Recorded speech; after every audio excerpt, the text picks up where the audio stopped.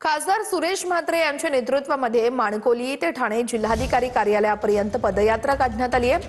विरार अलिबाग कॉरिडॉरमधील बाधितांच्या न्याय हक्कासाठी पुढाकार घेण्यात आलेला आहे। शासनातील अधिकारी शेतकऱ्यांवरती अन्याय करत असल्याचाही आरोप आहे। भिवंडी लोकसभेचे खासदार सुरेश म्हात्रे आता पुन्हा एकदा आंदोलनासाठी उतरले आहेत आणि यावेळेस त्यांनी आंदोलन पुकारलेलं आहे। ते शेतकरी कष्टकरी यांच्यासाठी तुमची मागणी एकच आहे, तुम्ही जो न्याय बुलेट ट्रेनला दिला, जो न्याय समृद्धीला दिला, तोच न्याय आम्हाला द्या ना, सेम रेट द्या ना।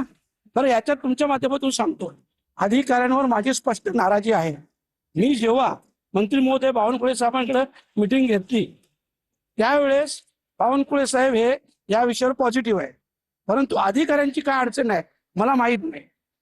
आणि म्हणून माझी अधिकारी वर्गाला खास विनंती आहे, तर बावनकुळे साहेबांनी सांगितला जो प्रस्ताव येईल त्या प्रस्तावासून मान्यता देईन।